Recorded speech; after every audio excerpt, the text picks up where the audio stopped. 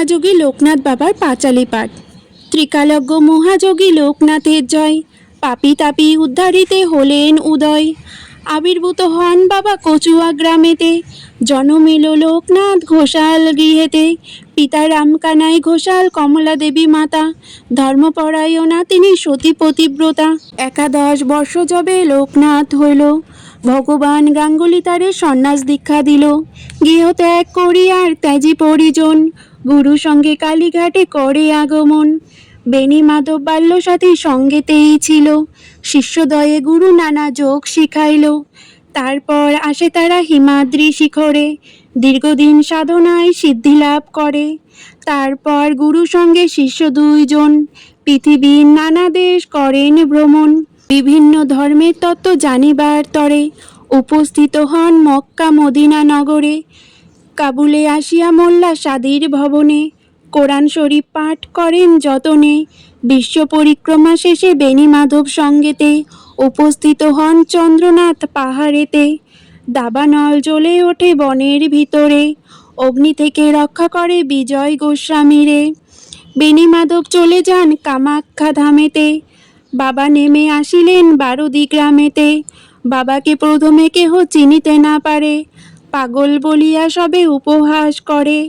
একদিন 2 ব্রাহ্মণের পৈতা জড়াইল, গায়ত্রী করিয়া বাবা তাহা খুলে দিল। চারিদিকে এই কথা প্রচার হইল, দলে দলে ভক্তবৃন্দ আসিতে লাগিল। অতঃপর আশ্রম হইল বারুদিতে, বহু ভক্ত শিষ্য সেথা লাগিল আসিতে। পাপী তাপী রোগী কত আসিল তথায়, সবার কষ্ট বাবা করে নিরাময়। শিষ্য আর ভক্তের বাবা বলেন এ কথা, আমারে ঠাকুর রূপে পূজা করা বৃথা। শ্রদ্ধা ভক্তি নিয়ে যে বা আমারে ডাকিবে, অবশ্যই সেই ভক্ত মোর সাড়া পাবে। আমি নেই এই কথা করো না মনেতে, ছিলাম আছি থাকিব সদা তোদের মাঝেতে। জলে স্থলে যখনই বিপদে পড়িবে, তখনই আমার কথা স্মরণ করিবে। এই রূপে লোকনাথ কত লীলা করে, কার সাধ্য সেই সব বর্ণিবারে পারে। 160 বৎসর বাবার বয়স হইল, মর্তধাম ত্যাজিতে বাবার ইচ্ছা হলো। 1297 সাল 19শে জ্যৈষ্ঠতে, দেহ ত্যাজি বাবা যান অমর লোকেতে।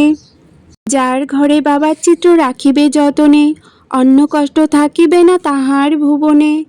রোগ শোক দুঃখ কষ্ট সব দূরে যাবে, পুত্র পৌত্র সহ সবে আনন্দে রহিবে।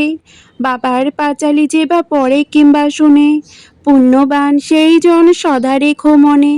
কোনো মন্ত্র কোনো দীক্ষা নাই তার নামে, তারই নাম মহামন্ত্র এই মর্তধামে। যত বেশি তার নাম উচ্চারিত হবে, মানব কল্যাণ তত অধিক হইবে। জয় জয় ব্রহ্মচারী মহাযোগী লোকনাথ বাবার জয়। জয় জয় লোকনাথ বাবার জয়।